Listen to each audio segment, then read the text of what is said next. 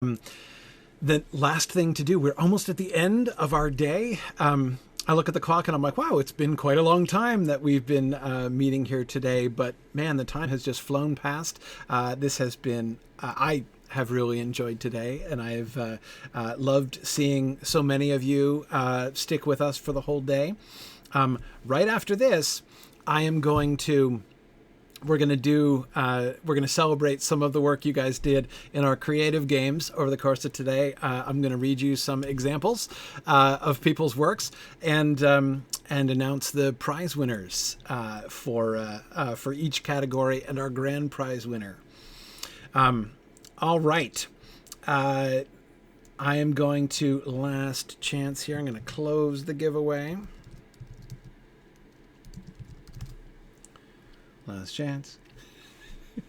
And I know I say last chance and then I wait because there's a delay between my live speech and Twitch. So I don't want to say last chance and then have somebody submit like after they've heard me say it, right? But I've already closed it by then. All right. Here we go. Closed, and we're going to do our final drawing. And the winner of 4 months free membership in the author circle of your choice is Bjarnasoner. Congratulations. Bjarnasoner is the winner. Congratulations to you, sir. All right. Excellent. Excellent. So as always, if you win one of our drawings or one of our prizes, send an email to info@signumu.org. And we will help you figure out what happens next and help you to make the connections that then need to be made. So yes, congratulations there. Okay. Speaking of congratulations here, let me switch things up. Okay. Hang on a second. I am going to find one of my many windows here.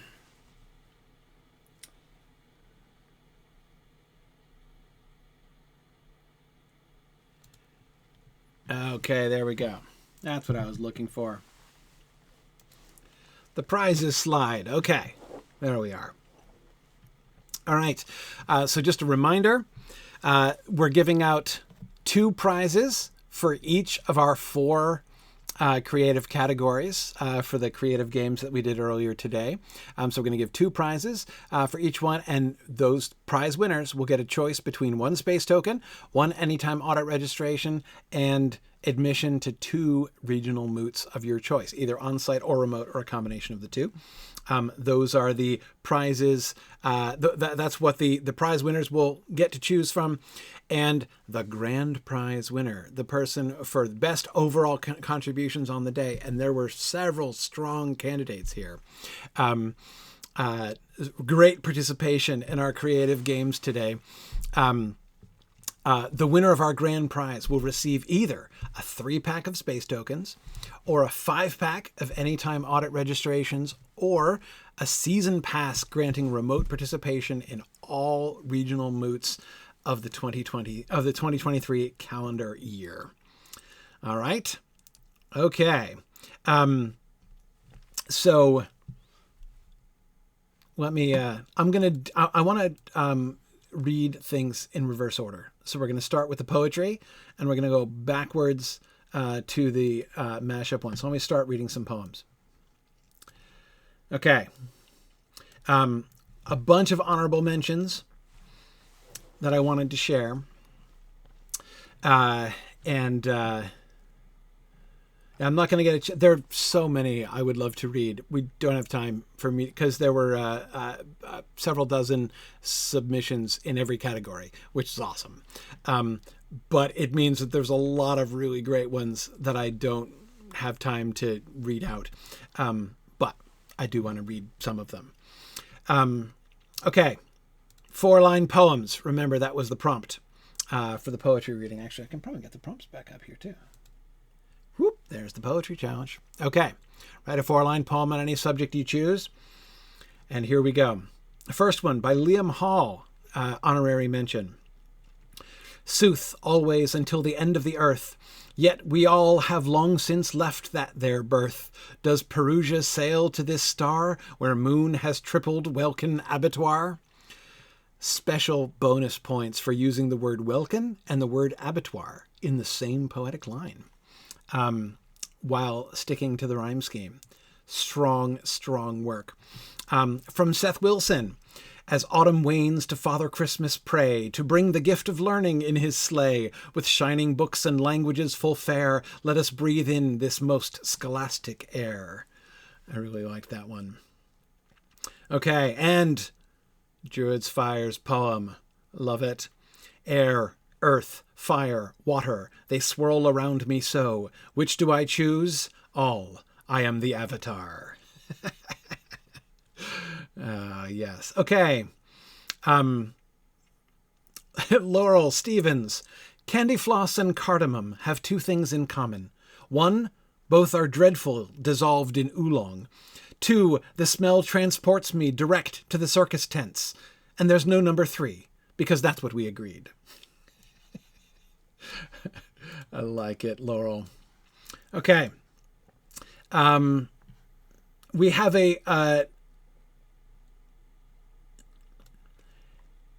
an invented language poem by Lewis, and I'm not sure I'm going to be able to read it. I can try. I'll do my best. Eitron Carolinton Anurie, Meroden Talamen Nutunie, A Ferlomen Garcinu Detero, Ethron Carolinton Entemero. Ethron Carolinton Entemero. I was close. I almost did it. It is an invented language. Sounds like, he says, yes, I know it probably sounds like Quenya, but it's not actually Quenya. Yeah, not too much like Vogon. Carrie Gross's poem, Eulogy on a Squirrel. Be in mourning, O doggy mine, a dead squirrel, it is now thine. Flight in mourning from springing claw, leapt not hurdle to flee from jaw. Here is one that is evocative. It's evocative. From John Hanson. Forth he rode into battle on the back of Bucephalus, a bridge between east and west, ere he passed into Babylon. Very cool. All right. Sarah Yassin. Sarah Yassin. Odin is the Allfather, not a giant, but an ass. Snorri, his stenographer, ate Eddas for breakfast. I like that one. Okay. All right, Mary Dole. Above the foaming waves, she flies on widening wings. Upon her heaving breast, the light of hope she brings. A little Elwing poem going on there. And then my final honorable mention from Emily Wagner.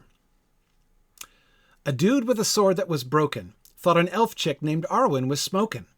But she couldn't be had, said her fuddy old dad, till Strider could prove he weren't joking.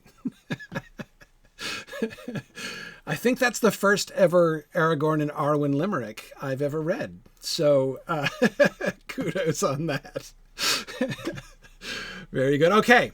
And our prize winners. First prize goes to April Harward for the rhythm and rhyme one. I loved what she did here. When inspiration fails to find me, and blankness banks the fire's forging, I sit and stare at void so eerie, and hear the words, your muse is currently with another customer. Loved that. Congratulations, April. You win the best rhythm and rhyme. I loved the not only the maintenance of rhythm and rhyme, and then, of course, the comical breaking of rhythm and rhyme in line 4. But the really dense usage of alliteration as well. So it's a very densely crafted poem until it all falls apart in line 4. That was my favorite part. And best overall performance. I really love it. I read this one several times. This from Devorah Allen. The blue and red and yellow parts fit nicely into place, the ornaments upon the tree and presents at its base. Now all I have are branches green, pine needle pieces strange. A corner here, an edge piece there, I fight now to arrange. I love the way that the poem shifts from, at the beginning, what sounds like a description of decorating a tree, and then turns in line 4 to become more explicitly assembling a jigsaw puzzle of decorating the tree. Really, really cool. Really cool. I loved that, Devorah. So that is our best overall performance prize winner for poetry. Awesome work on the poetry. I know that was asking a lot. I know it was the poetry one I knew would be a challenge, even more than the other challenges. Now, the adaptation challenge. This one was great fun too. Lots of, as before, lots of honorable mentions. I'll start with those. These vary greatly in length.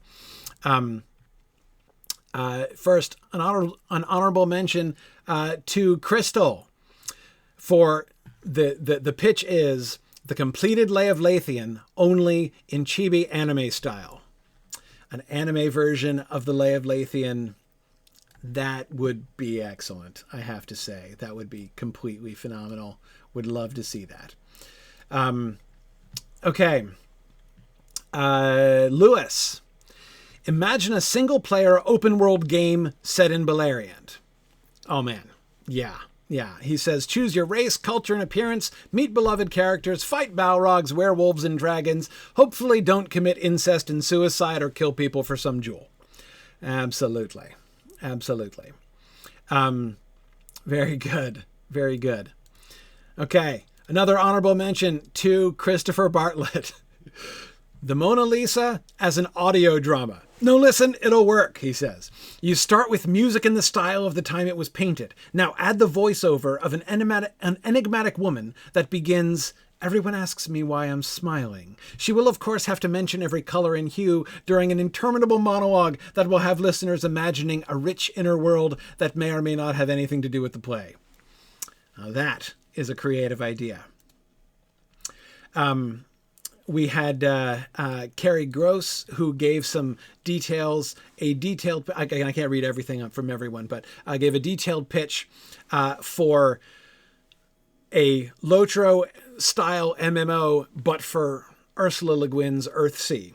Really, really fun idea. That would be a great game to play.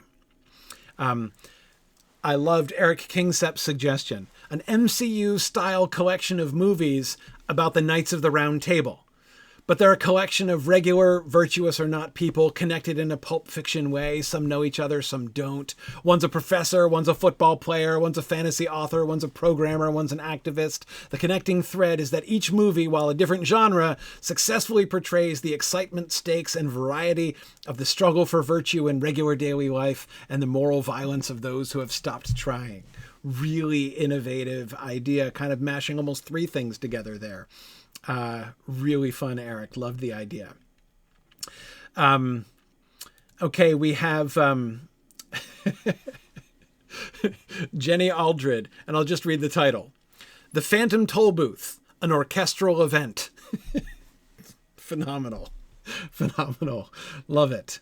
She has several staging suggestions. Yeah, love it.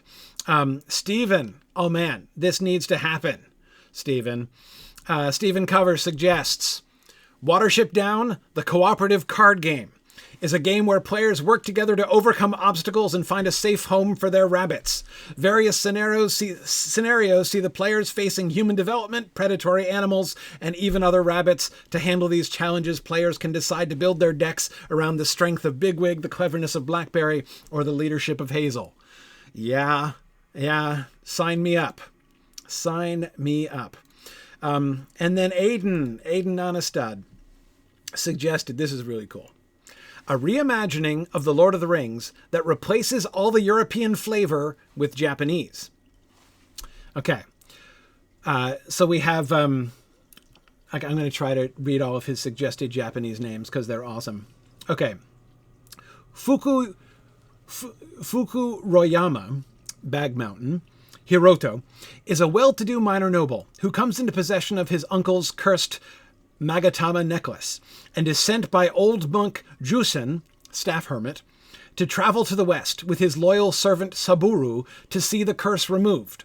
Along the way, he meets such people as the Ronin descendant of ancient emperors who goes by Ayumu, Walker, and Shogun's heir Katamitsu, Solid Light, the immortal sage Dusai, Cave Star, and an old creature ruined by the Magatama's curse who calls himself only Geho Geho. There you go. There you go. Fantastic ideas. Okay, but our two prize winners for this. Sorry, I forgot to put up the, there we go. This is the adaptation challenge. So in the just so crazy it just might work category, we have Seth Wilson's suggestion. Let's adapt the Catholic canon of saints into a trading card game. Gameplay would involve miracle competitions, as sometimes seen in the literature, and some saints would make for awesome collectibles. I know the Venerable Bede didn't quite reach sainthood, but I'm thinking of him as a prime candidate. Collect enough and make your own feast day calendar. Terrific. Terrific. Loved it. Most off-the-wall suggestion that just might work. And most compelling pitch from Praise Moyer. Praise says, a 2D animated miniseries of Piranesi by Susanna Clark, with the animation style shifting as the main character's mental state shifts. I think this would be a fascinating extension of the themes of perspective, confusion, and madness explored in the book. Really, really good. Isn't that awesome? Really thoughtful, awesome praise. So congratulations, Praise Moyer and Seth Wilson, our two winners of the adaptation challenge. And again, if you are announced as a winner, send an email to info@signumu.org to learn more about collecting your prize. All right, that brings us back to the story challenge, the invitation. Remember, these are stories which begin with someone receiving an invitation. And people were invited to just write the invitation that is received by a character at the beginning. There is much suggestiveness in these. So, okay. Some honorable mentions. Druid's Fire. I really enjoyed yours. Her invitation reads, The Lord said to find bodies willing to attend his gala. Show up. The demon hordes might not rend you limb from limb. Maybe. An invitation difficult to resist. Here is an invitation from Sparrow herself, who suggested the prompt. Actually, being Sparrow, she suggested like 6 awesome prompts, and I had to choose one. Okay, here is her invitation. Termod MacDonald requests the honor of your presence at his funeral at noon on June 21st, 2025, at St. Helen Chapel, St. Helen College, New Brussels, New Hampshire. The favor of a reply is requested. Collation to follow. Somebody inviting you to their own funeral in the future. Okay. Very tantalizing. Very tantalizing. Okay. Let's see. Oh, I loved this one. Christopher Bartlett. Madam President, Her Majesty and Most Puissant Power, Mab, Queen of the Winter Court, Frostbringer, Extinguisher of the Unnecessary, Flesh Cutter, Lady of the Destroying Ice, Goblin Mother and Troll Maker, Death's right hand, first and only of her name, is pleased to invite you to share a cup of Earl Grey tea with her at Starbucks.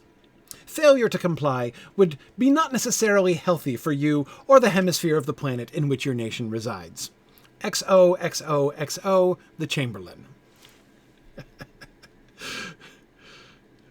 Okay, Stephen Covers' invitation said, The American Cannibal Society cordially requests your presence at their annual banquet.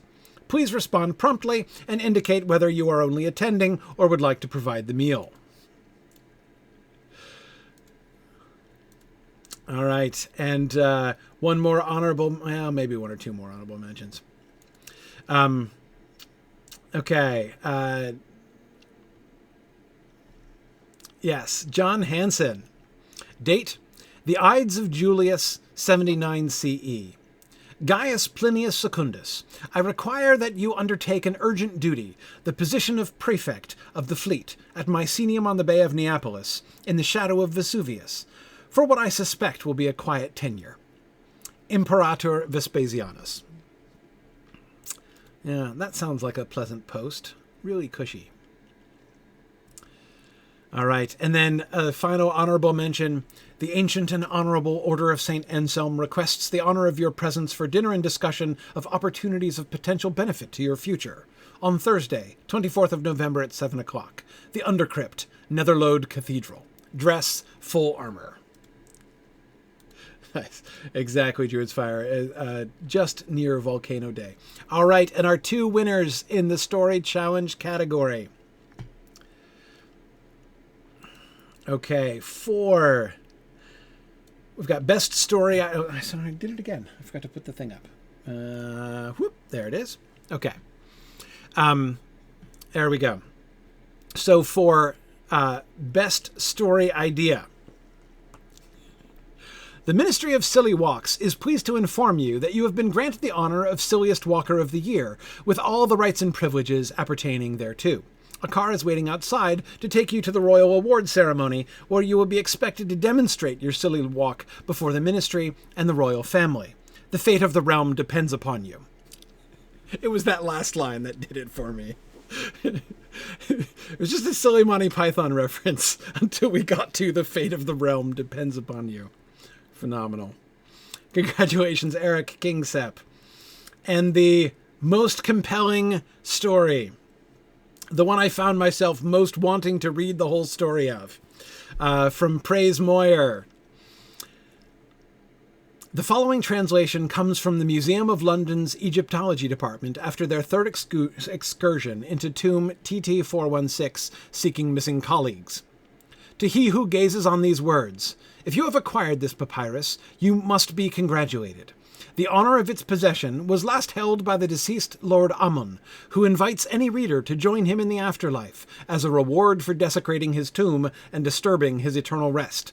Measures have been taken to ensure your prompt appearance beside him in eternal enslavement. All right.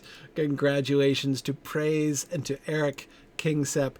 And remember, Sparrow has in advance waved her permission wand for anyone who wants to continue to actually write the story that goes along with your invitation, because that is how Sparrow rolls. All right. And then back to the mashup challenge. This was a lot of fun. And these are shorter, so I can read so I can read more honorable mentions. All right. Honorable mention 2, Phil Boswell. Phil's proposal was Hitchhiker's Guide and Moby Dick. Ahab is hunting the whale. The bowl of petunias is hunting Ahab. Love it. Love it. Okay. Jason Troutman suggested a mashup between the Avengers and Enterprise world. While returning the Infinity Stones, Captain America inadvertently activates the Time, Space, and Reality Stones simultaneously, and suddenly finds himself in 23rd century France while Captain Picard is at home on shore leave. The two captains enter into a discussion about the values of liberty and virtue, which becomes a friendly contest in the giving of stirring motivational speeches in which everyone wins. Format is a video special one-shot in the What If series. Awesome. Okay. Nick Palazzo suggested the worlds of A Bug's Life and WALL-E. The cleaning robots and the insects team up to make the world habitable, while an AI that wants to keep running things tries to undermine them. Nice. Okay, let's see. We've got... there were two that were actually a little bit similar in this way. Stephen Cover suggests a Lord of the Rings and Pokemon mashup. Elves, men, hobbits, and dwarves seek to overcome the Dark Lord by engaging in a series of non-lethal battles between each side's cute pets. The Balrog levels up enough to evolve and gain wings. Very good. Very good. Okay, Peggy Lane suggests the Rings of Power and Earthsea. The stranger in the Rings of Power is really Ged from Earthsea. He and Nori must deal with a dragon that is threatening the Harfoots. Loved that idea. Takako Tasai suggested Kamen Masked Rider Japanese hero show meets the Lovecraft mythos. Kamen Rider fights the old ones. That sounds awesome. Okay, Ceremonier suggested Agatha Christie's Murder-Heavy England and the Cats of T.S. Eliot's Possum's Book of Practical Cats. This was a very unusual suggestion. This was probably my... Hang on a second. I forgot. No, that's not the one. What's the one? Where did it go? Sorry, trying to... Do I still have that open somewhere? I think I do somewhere. There it is. Sorry, the mashup challenge. So the best combination, like most unusual combinations, Ceremonier wins. It was the runner-up in that category. That's a pretty cool combination. Okay, anyway, so in her mashup, all the villains are iterations of Mungo Jerry, Rumpelteazer, or McCavity. Old Deuteronomy fills a Poirot-like role, assisted by his loyal retainer, Mr. Mistopheles. And Jenny Annie Dunceness is a regular Miss Marple, but in the end, the murderer is Rum Tum Tugger. All right, then Seth Wilson suggested, we all know Tom Bombadil is the master, but master of what? Master Pokemon Trainer, another Pokemon mashup. After learning Pokemon lore from Professor Maggot, he sets out to become the best trainer Middle-earth has ever seen. Hey doll, Mary doll, gotta catch 'em all. Very good, very good. Sparrow suggested a mashup between Middle-earth and Beatrix Potter's world, so the fox won't be alone anymore, which I thought was a really good rationale. Okay, let's see. All right. I will read our two winners. Okay. Aren't these good? These are so good. Okay. Our two winners.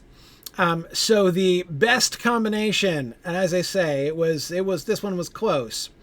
But my favorite, most unexpected combination, Devora Allen suggested a mashup between Godzilla and Pippi Longstocking. When Pippi is swept overboard near the Philippines with her pet monkey, Mr. Nielsen, she does not lose heart, but continues swimming until she sees a giant lizard swimming in the same general direction. After riding him to shore, the two of them together leave an unfortunate trail of destruction in their path as they explore Southeast Asia and Pippi attempts to reunite with her father. Oh man, just a classic. Just a classic. Surprisingly heartwarming, right? No, the juxtaposition of the trail of destruction habitually left in the path both of Godzilla and of Pippi Longstocking just had me. That was fantastic. And winner of Best Story Idea from Christopher Bartlett. His mashup is between Star Wars and the Land of Oz. Luke Skywalker, farm boy and Jedi novice, is transported by the Force to the Land of Oz in the middle of a battle with the Rancor. The Rancor subsequently falls on an innocent woman accused of being a witch by the indigenous Jawa relatives. To atone for his accidental murder, he must journey through many adventures in the strange land, meeting three mysterious companions, the old man, the smuggler, and the walking carpet, who is oddly frightened of everything, on the way to the Emerald City, where he must confront the wizard, who is of course his father, to obtain absolution. and another cybernetic arm. Congratulations, Christopher. That is the winner for Best Story Idea in the Mashup competition. Really great stuff, guys. I had so much fun reading these. And finally, the winner of, let me go back to, no, let me minimize bunches of, there we go. I will announce the grand prize winner for best overall contributions of the day. There were a number of people, many of you, who submitted all 4 times, which was awesome to see participation like that throughout the day. And there were a lot of really strong candidates. But for grand prize for best overall contributions, I have to give the prize to Devora Allen. Devora, you did a wonderful job. I loved all 4 of your contributions, and I am delighted to give you the grand prize today. Devora is a regular. She goes by Mighty Felix on Twitch, is a very regular participant in our Mythgard Academy series, where she has been joining me for our discussion of Through the Looking Glass recently. Got to spend a little time with Devora in Texmoot this year when we were in Austin. That was great. So anyway, congratulations, Devora. You did a wonderful job. As I say, I loved your submissions. This was really hard to choose, and I really enjoyed. This was great fun. I had this idea really kind of at the last minute. You know, I was going to do trivia again like I've done before, but I was like, we've done trivia for a lot of times in a row, and it occurred to me, I'm like, hey, we're talking about sub creation today. Let's do some creative stuff. And boy, wasn't this way cooler than trivia? Oh my goodness, I thought so too. Thank you guys for joining in with such goodwill and good spirit, and I had a marvelous time reading all of your contributions. And let me just end by saying once again, thank you guys so much for your support of Signum University, however you support Signum University, by attending our events, by enrolling in our classes, by talking to your friends and neighbors about us. Of course, Signum has never really had much in the way of an advertising budget. So almost every thing that we have accomplished as far as, spreading the news about who we are and what we do has been through word of mouth. And we're just very, very grateful to everybody who helps to put Signum and our different programs on the radar of various people. So many thanks for that. And of course, here at the end of our fundraising campaign, many thanks to those of you who have given to support Signum University. And of course, a final reminder, there's still plenty of time. Our campaign may officially be over, but we will still go on collecting for the annual fund through the rest of the year. It is always a good time if you have the chance to support Signum University. As I mentioned before, our contributions to Signum are completely tax deductible, so you can. It's great to keep us in mind when it comes to year-end tax deduction calculations. And also, we have several people who participate in workplace matching programs. So if you work for an employer who does matching for charitable giving from its employees, and there are several of our donors whose companies participate in that kind of program. And we are happy to do whatever we need to do to help to make that happen. So again, thanks once more, and I cannot wait for the year that is coming. I can't wait to see what's going to be coming from space and from the press as we really get things rolling here in the next months over the course of the year. New things from Signum Academy clubs, exciting progress continuing in our graduate program, and of course, space as it continues to grow and move forward. Keep an eye on our space modules. every month they just keep coming. Every time you look back at the space program webpage, I promise, this is what always happens to me. Every time you go to their webpage, or go to BlackBerry and look at the upcoming modules and the candidates and things, you will be amazed anew at the awesome selection of things that are coming down the pike. Because as our registration continues to grow, so will the offerings that we are able to do. We have offered, I can't remember, Rob would remember, but I don't remember off the top of my head the total number, the largest number of modules that we have run in a single month. I think it's 15. But anyway, that number is likely to increase significantly as our numbers continue to grow. So it's moved up from 5 to 15 to 20 already in 1 year. And more just means more options and more capabilities. It's just an endlessly exciting program. So anyway, thank you so much for all of your involvement and for all of your support. And I thank you for joining with me on another year at Signum University. Thanks, everybody. And I will see you guys this coming week. Well, not so much in the coming week, which is Thanksgiving. A little bit, but not too much in the coming week. But certainly as we move forward in the weeks and months and the year ahead. Thanks, everybody. Bye now.